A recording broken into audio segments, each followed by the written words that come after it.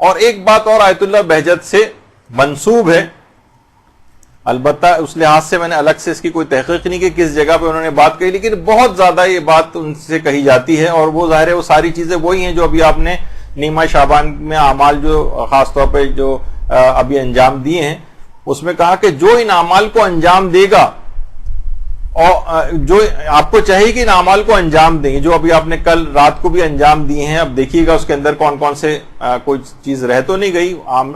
عمومی زندگی میں بھی اس کو رائج کرنے کی وہ کوشش کریں۔ تو فرماتے ہیں اگر آپ نے شب نیمہ شعبان میں یا شعبان کی 15 کو یہ اعمال انجام نہیں دیے تو قیامت کا دن آپ کے لیے حسرت کا دن بن جائے گا، حسرت کا، یعنی وہاں جا کر افسوس کریں کاش۔ ہاں دوسری ایک اور چیز کہ یہ خود انجام نہ دیے اور دوسرے لوگوں کو اس کی ترغیب نہ دی، ترغیب بھی دینی ہے، خود بھی انجام دینے۔ ان میں ایک فرماتے ہیں وہ جو اعمال ہیں اس کے، ایک تو 15 شعبان کا ایک جو غسل ہے، بہرحال وہ رجاء مطلوبیت کی نیت سے کیا جاتا ہے، لیکن بہرحال جو اعمال ہیں اس روز کی۔ دوسری چیز 100 مرتبہ استغفر اللہ اور 100 مرتبہ تسبیحات اربع، اور زیارت امام حسین پڑھیں، خواہ مختصر ترینی کیوں نہ ہو، السلام علیکہ یا ابا عبد اللہ الحسینی اگر پڑھی جائے۔ اس کے علاوہ یہ کہ نماز جعفر طیار، اور اس کے علاوہ دعائے کمیل، اور ظہور امام زمانہ علیہ السلام کے لیے سلامتی کے لیے صدقہ دینا، امام زمانہ کے لیے ان کی سلامتی کے لیے صدقہ دینا۔ یہ لوگوں کو بھی اس کی ترغیب دلانی چاہیے،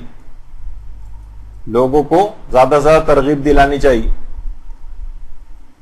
اور آیت اللہ امینی ایک بات اور فرماتے تھے کہ امام زمانہ کے لیے صدقہ خاص طور پر 15 شعبان کو بھی دیں، اور اس کے علاوہ شب عاشور بھی اور روز عاشور بھی امام زمانہ کے لیے خاص طور پر صدقہ دینا چاہیے، کہ اس رات کو اور اس دن امام زمانہ کا دل بہت زیادہ غمگین ہوتا، ان کے لیے خاص طور پر اس وقت صدقہ نکالنا چاہیے۔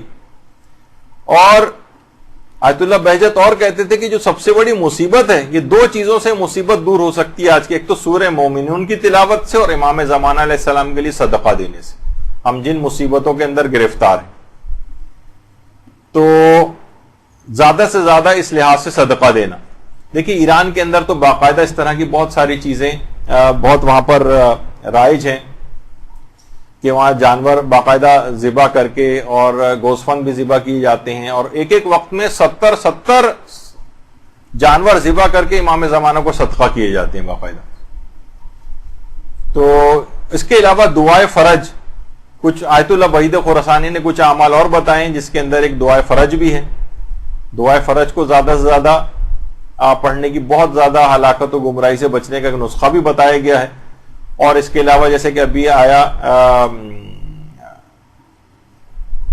امام زمانہ کے لیے زیادہ سے زیادہ فرج کی دعا کرنا، جب بھی کہتے تھے کہ تمہیں قینچی سے اپنی آنکھوں کے سامنے پڑے ہوئے 1 لاکھ سے زائد حجابات کو بھی کاٹ دینا چاہیے جو دیدار حضرت امام زمانہ سے روکتے ہیں، اور وہ قینچی کیا ہے؟ اللہم عجل لولیک الفرج والی دعا۔